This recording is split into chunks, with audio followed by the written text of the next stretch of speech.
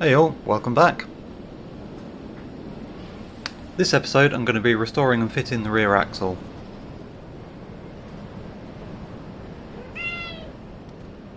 This isn't the original one for the car. It used to be fitted with a 4-speed box and axle. I'm upgrading to a 5-speed box, and that means a new axle. There's supposed to be a handbrake cable bracket here. That rusted off a long time ago. I tried to repair it before, but just made a mess of it all.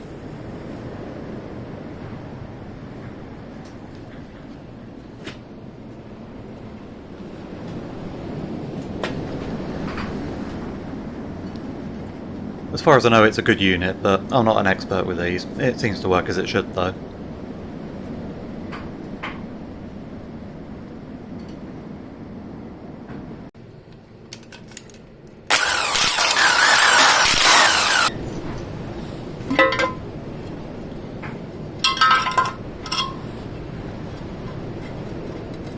If I could just buy a new rear cover, I would, but I can't, so I'll just do what I can with this one.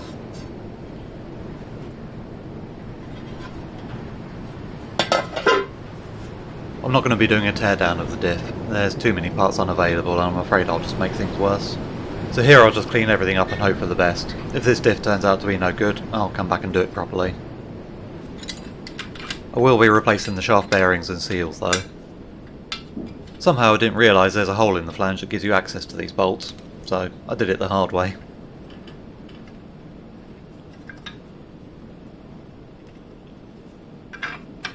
I was hoping the shaft would just slide out, but no such luck. So I had to resort to a little bit of force.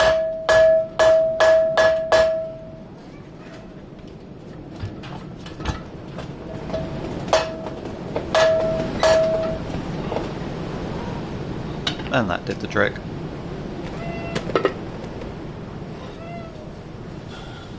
Apparently my supervisor's not happy though.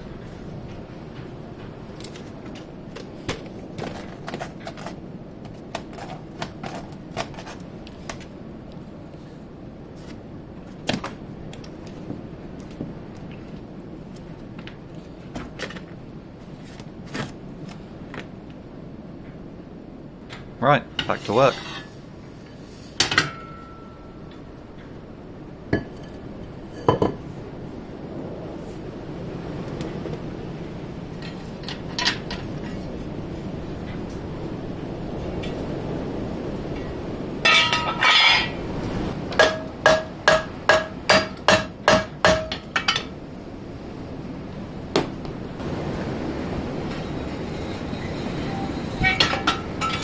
And that's them both out. It wasn't too hard. They look in okay condition, if a bit grotty.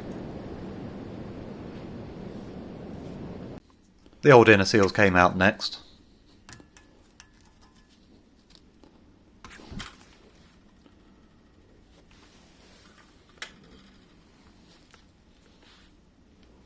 Or bits of them anyway.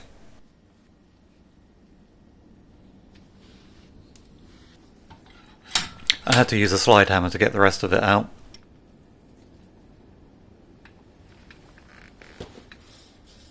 I gave everything a good clean.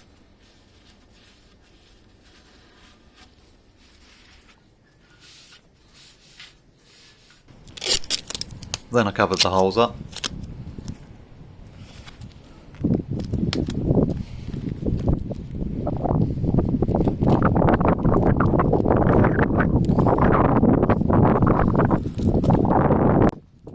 And went to town with the angle grinder.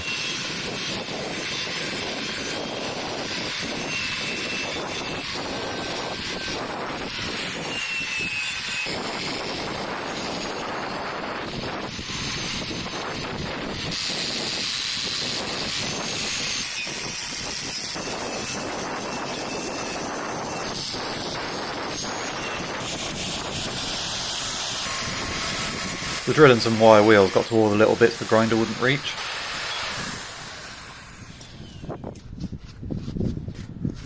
And then I cleaned everything up with white spirits. Off camera I treated the whole axle with a rust converter as well. And then I got a coat of chassis paint. This one didn't need a primer.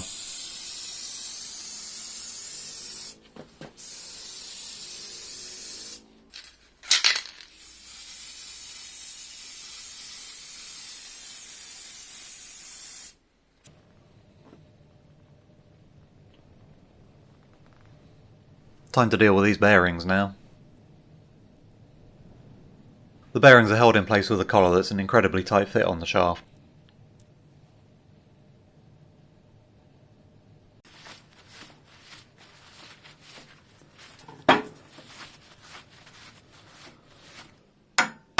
The best way to get them off is by drilling a couple of holes, being careful not to drill through to the shaft itself. And then breaking it with a chisel.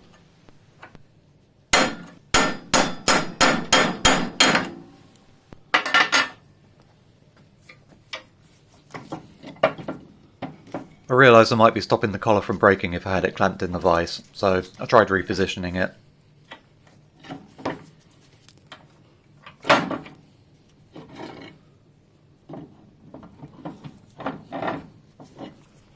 But I couldn't find a better way to clamp the axle, so I just lay the thing on the bench. That did the trick.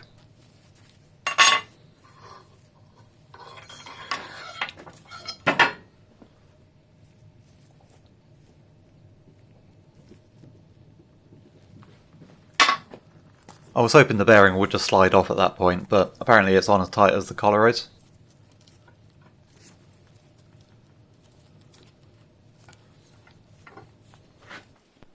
I tried to knock it off with a chisel, but gave up on that before I damaged anything. I spent some cash on a proper bearing puller instead.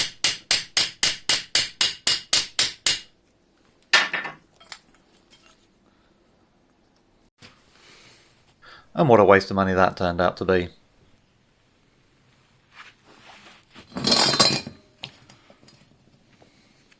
Okay, my dodgy extension bars weren't up to the job, but I wasn't expecting the actual tool itself to bend in half. And I still didn't get the bearing off. So I chose violence. The bearing came apart easily enough with a bit of tickling with the grinder.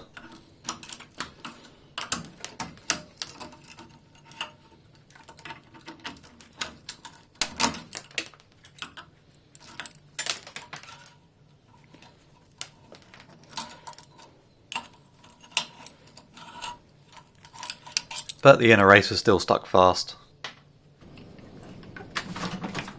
I had to be really careful here. I was trying to cut through as much of the bearing as I could without damaging the shaft itself.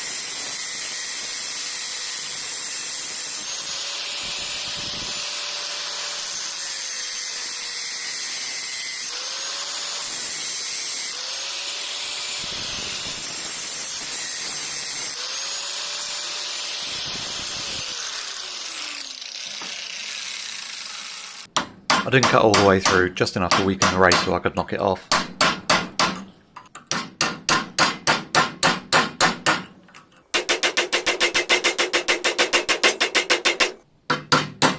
It was slow work, but I got it moving in the end.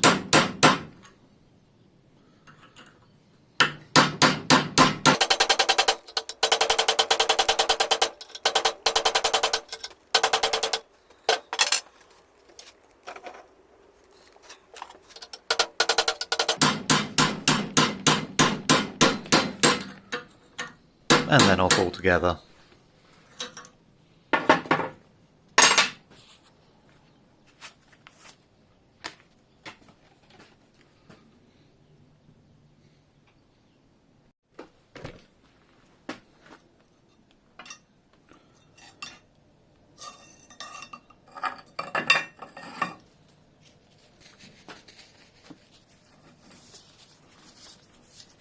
Happily, not a mark on it.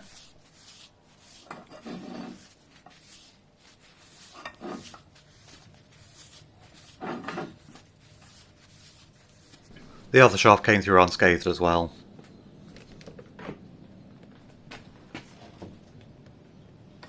These guys know what they did. They can go straight in the bin now.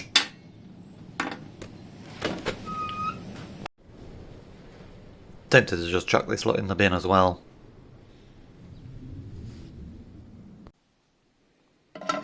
Now it's time to sort this cover out. The problem I had before is the metal's rusted through where the old bracket attached.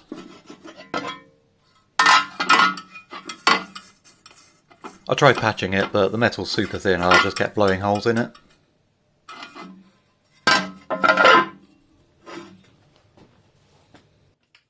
So let's have another go.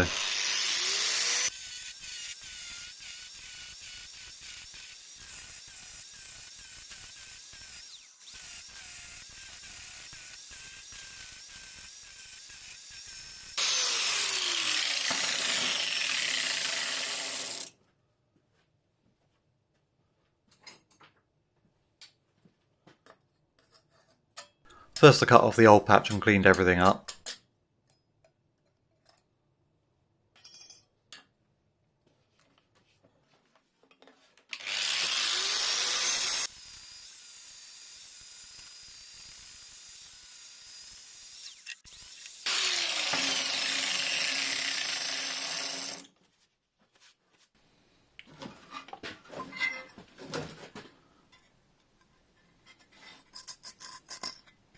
You can see here where the problem was before.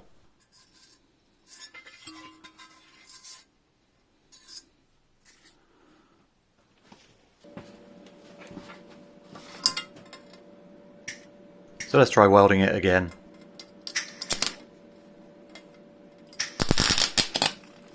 And it just blew straight through. I'd heard that weld doesn't stick to copper and you can use it as a backing.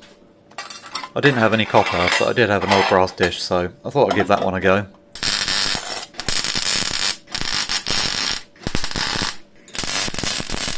It went okay-ish.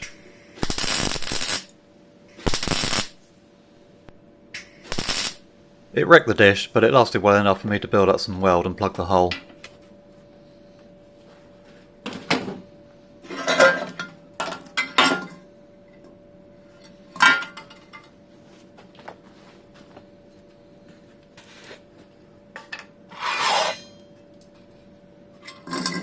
So let's see if it holds liquid now. I couldn't get it to do that before.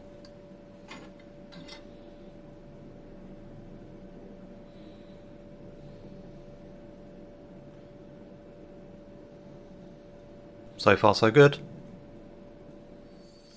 So I cleaned everything up. And made sure it didn't foul the diff.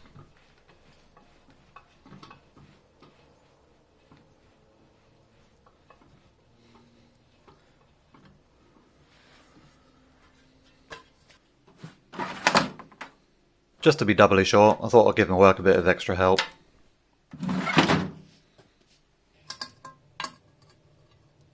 The inside got a thin smear. And the outside got a slightly thicker layer. Then I gave it an electrolysis bath to clean everything up.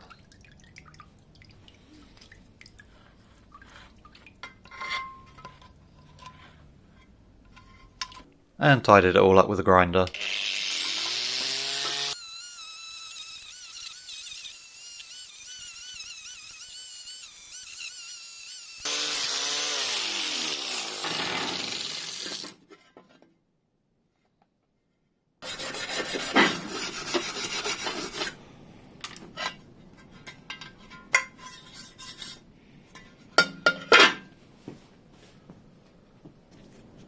Then I just needed to make a new bracket.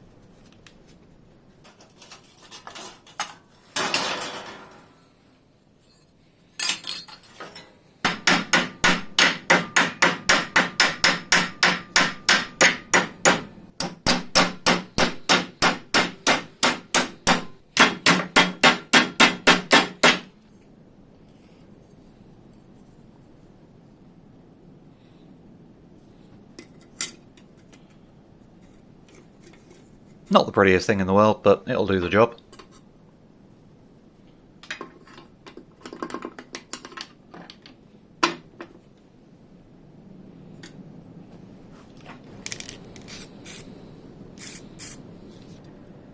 So that got welded on.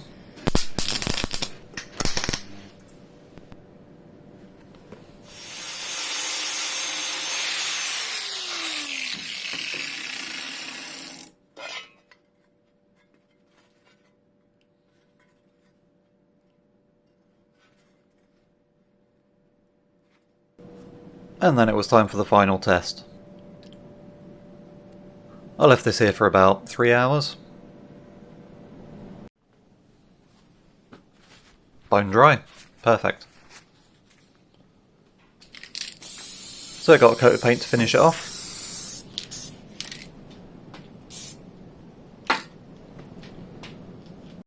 The hardware was next. I probably should have just bought new bolts, but I just got an electroplating kit and was really keen to try it out.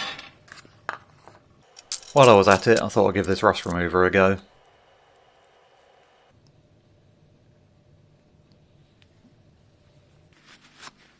And it came out alright. It's a bit of a mess to clean up, but I'll be happy to use this again.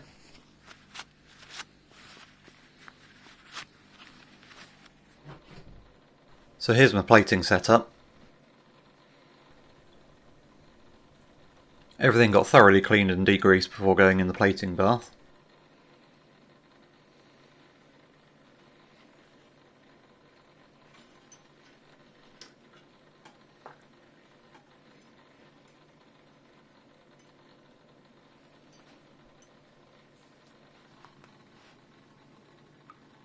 Then some more cleaning and an acid dip before passivation.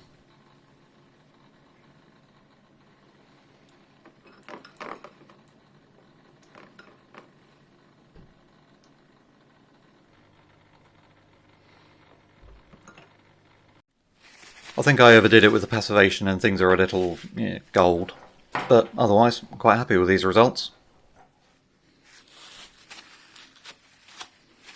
On the right you can see a bunch of brake parts. I did all that at the same time as the axle, but I'll do a separate video for that.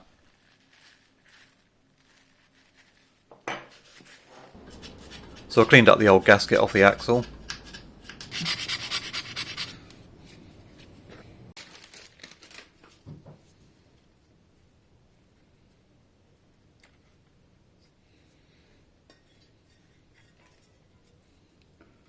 And fitted the cover, complete with a new gasket and shiny plated parts.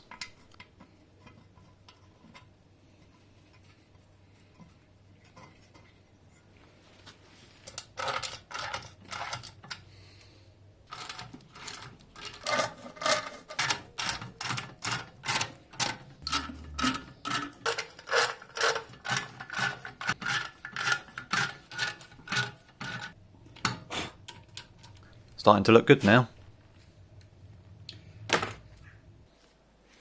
Next job on the list was the bushings. The bump stops are the first up. I dropped them in some hot water to soften them up, and then gave everything a good bit of grease.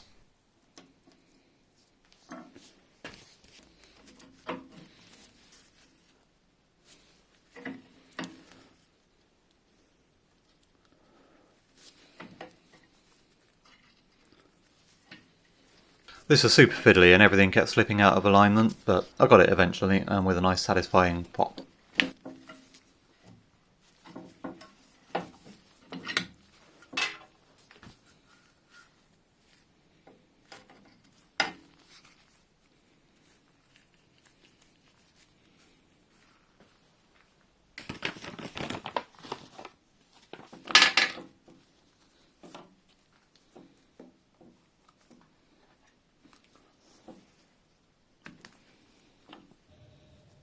The tie rods were nice and easy. It's a two-part bush, so it's just a case of greasing it all up and sliding it in.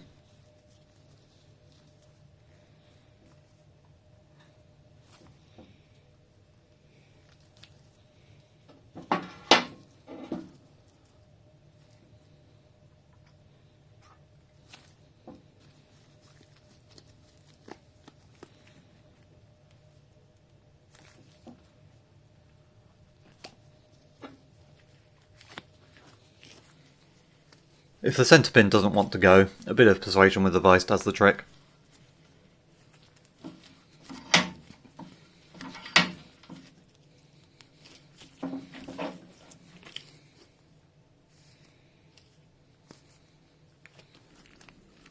The trading arms are a trickier beast. They're one piece and they need to be forced through somehow. The usual trick is to thread a bolt through it all with some really big washers and then just draw the bush through.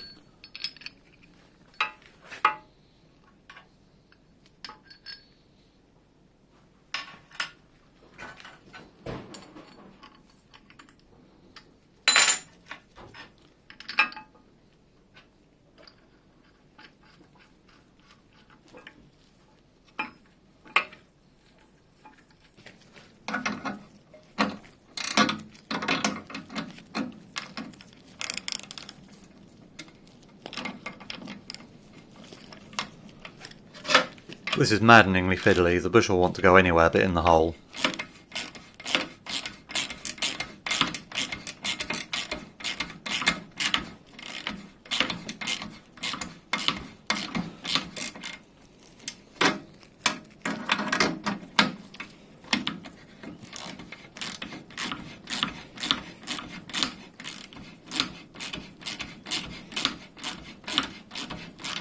But with patience it will get there.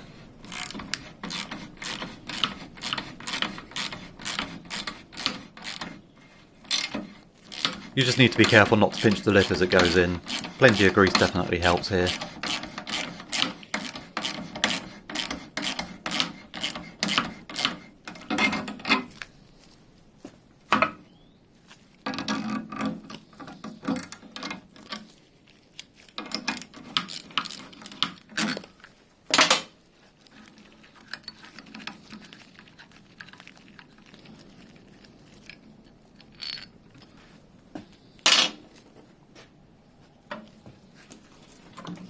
This one just pops straight through.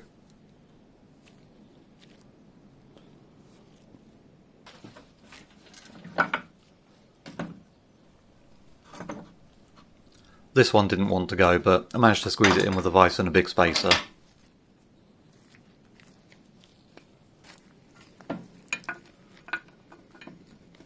Actually, I think that's one of the old axle bearing races.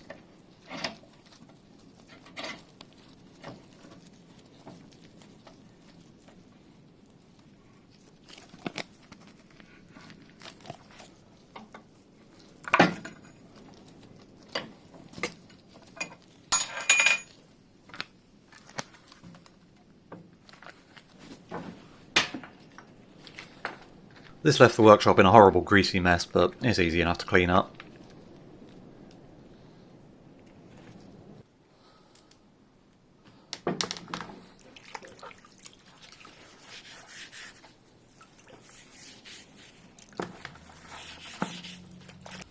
Then the bump stops were installed.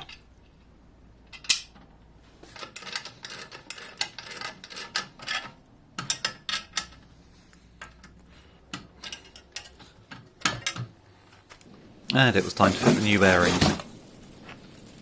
I left the axles in the freezer overnight so they shrink down a little.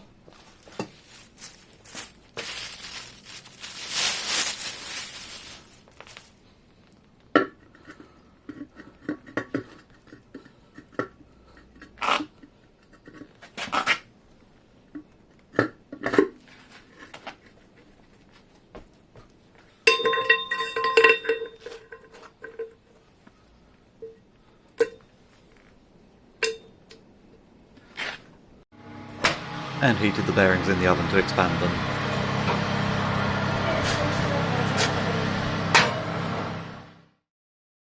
And that's where I lost the footage. I don't know where it went. The problem with filming things like this is if you mess it up or you lose the footage, you can't exactly go and redo it. The work's done. But anyway, what happened next was a bit of a farce. The bearing slid on halfway and got stuck. I then couldn't hammer it down further or pull it back off. So I had to cut that bearing off again with the grinder, order new bearings and a new oil seal, and then I splashed out on a hydraulic press. With the right tool for the job for once, fitting bearings the second time around was a breeze. Right, on with the show. New oil seals were fitted.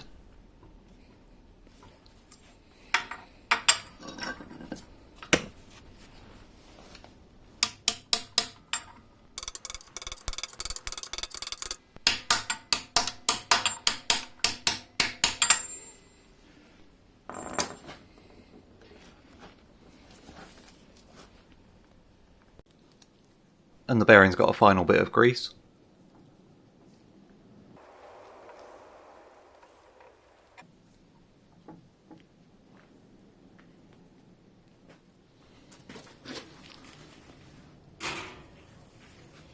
And then the shafts were fitted.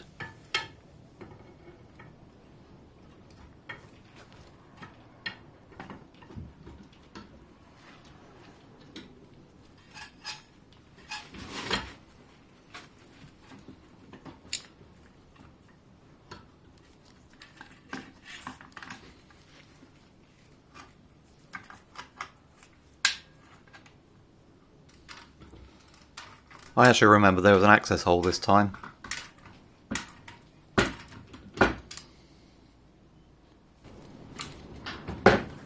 I'll torque these up properly later.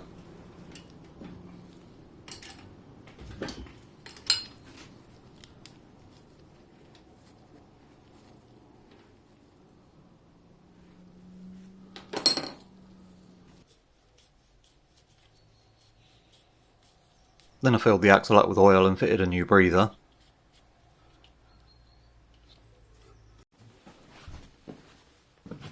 And then put it on my trolley.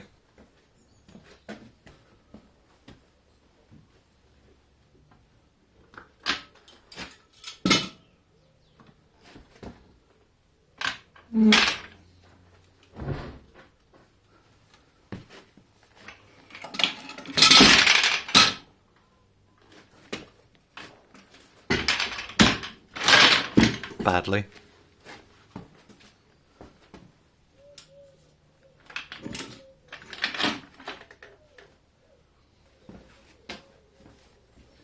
Then it was rolled out the way.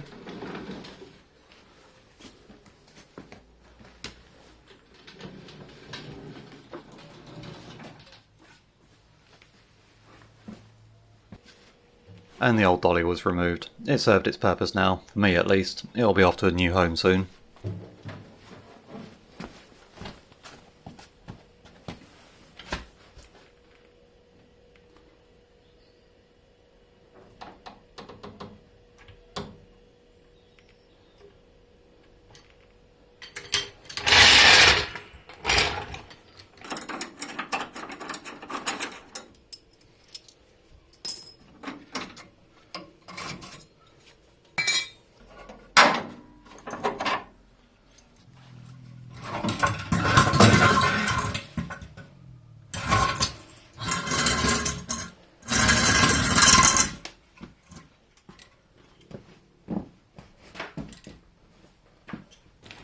Then the axle was moved into place.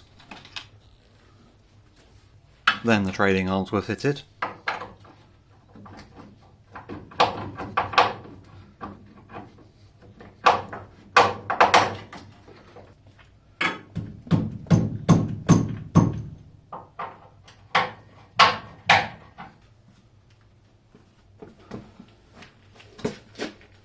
And then the anti-roll bar. This helped get things lined up properly.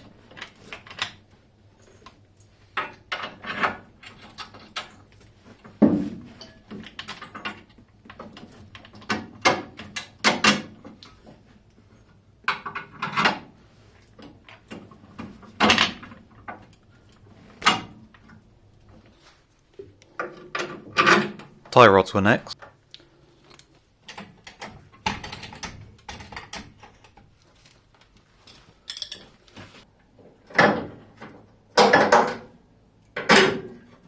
This actually took a lot of time to get fitted. Everything has to line up perfectly, and the big heavy axle doesn't like being moved around like that. What you're seeing here is the edited highlights of what probably took about an hour.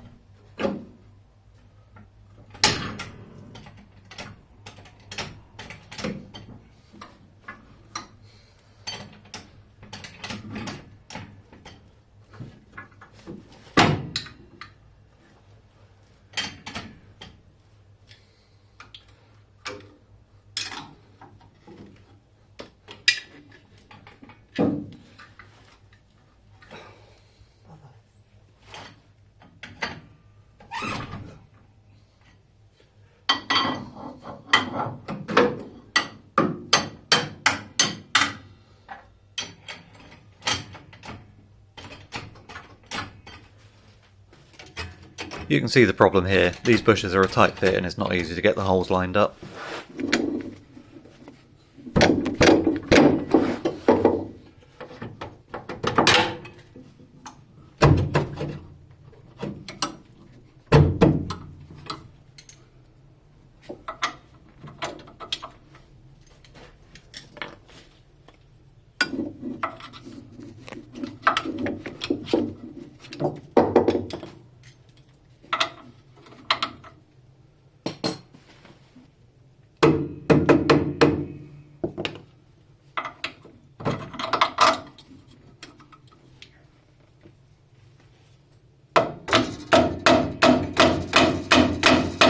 but I got it in the end. I won't tighten any of this up until the car's on the ground and the suspension's in the proper position.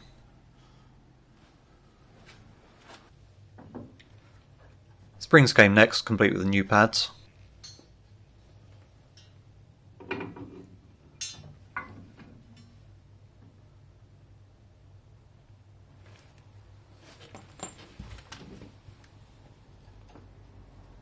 If you're wondering why I'm refitting the old shocks, at the time of rebuilding I was having problems getting new ones. I just fitted these to stop the axle dropping down when I jack the car up. I'll swap them for new ones later on.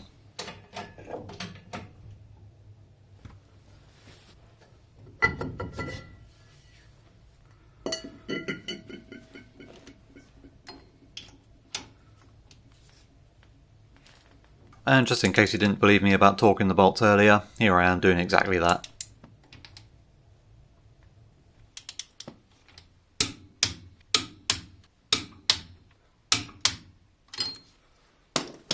It was easier to do this now while the whole axle isn't flopping around all over the place.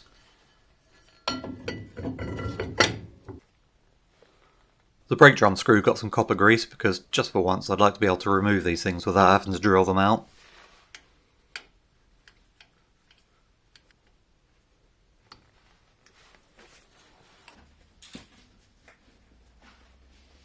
And now the wheels can go on. I know these are grotty, but I'll take care of those later on in the build. They need new tyres anyway.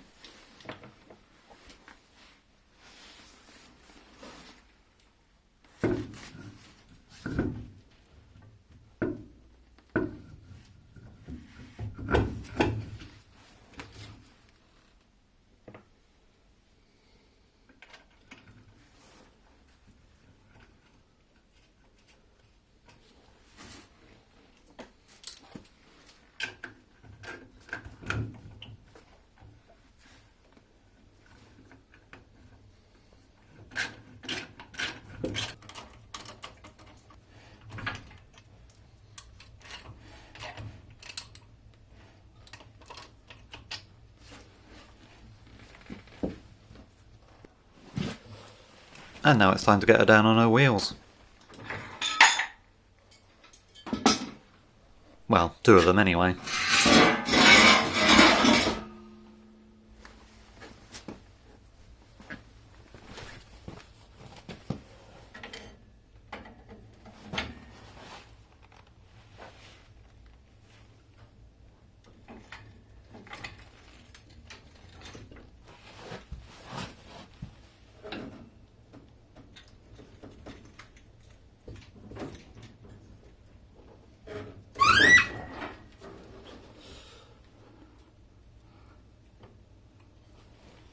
And that's it for this episode.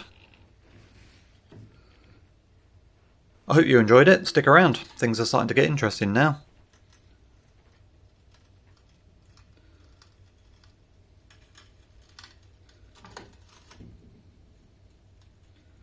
Thanks for watching. I'll catch you on the next one. See ya.